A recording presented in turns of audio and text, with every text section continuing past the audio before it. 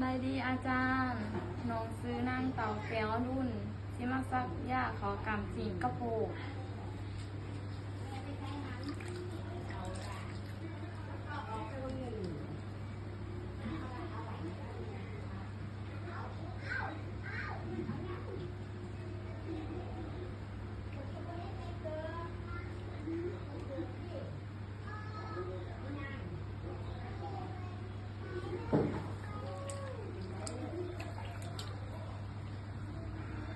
เสียทุนเสียโผ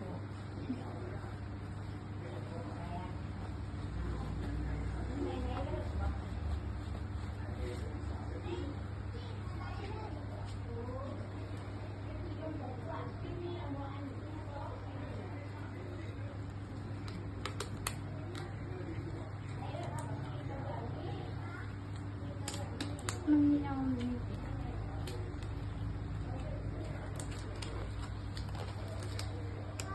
ไปยังไงอืม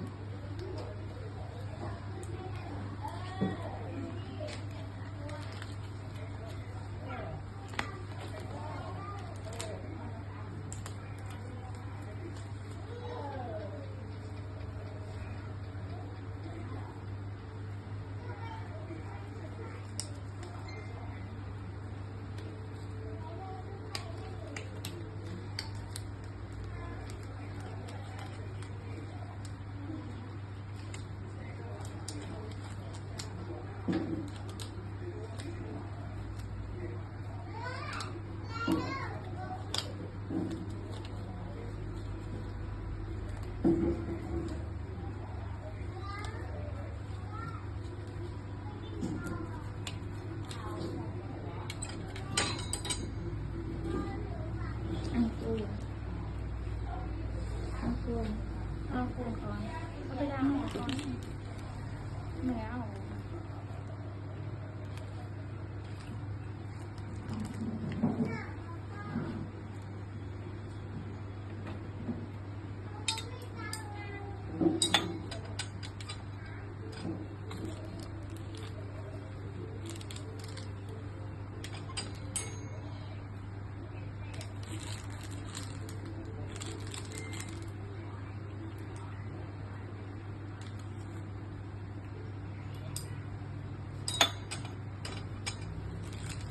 ตอนในเสื้อผ้าอันโกงหมด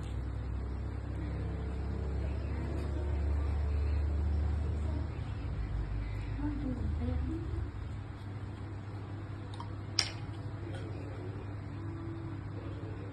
มีฟังเป็นฟังซื้อ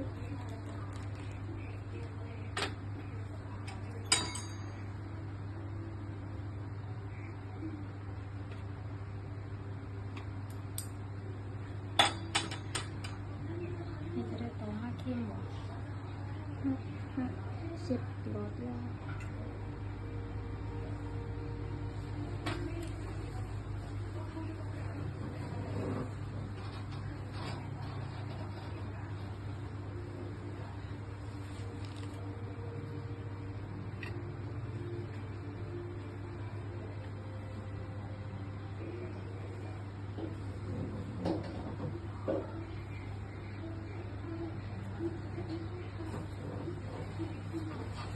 มีแต่เป็นคืออะไรตึงไม่นับสบายไม่ได้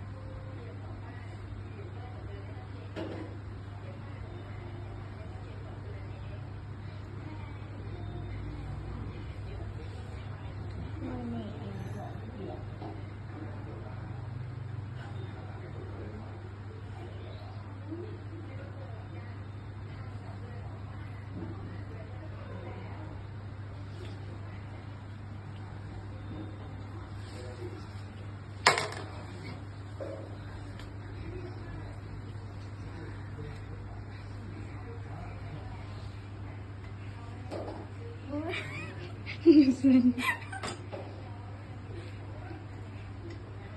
ย่าละบ่อย่าอะไรเนาะ อืม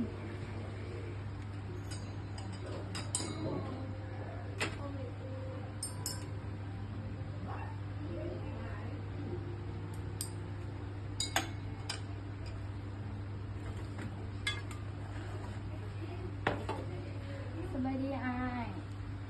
ไอายซื้อหยังเด้ไอายมีไอายจักปีแล้วอายอยู่บ้านได้เมียงได้เที่ยงได้น้องซื้อนางเต่าแก้วอรุณเป็นพยาบาลปีหนึ่งสิมาซักยาขาวกรรมสีกระโปรงให้อายเด้อพวกระยะเด้ออายเด้อ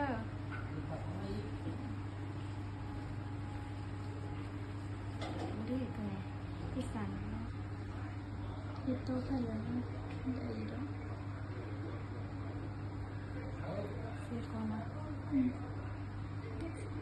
ไอ้ คนห้อยเอาซ้ำอีหางซ้ำอีหางครับมีสักตีนด้วย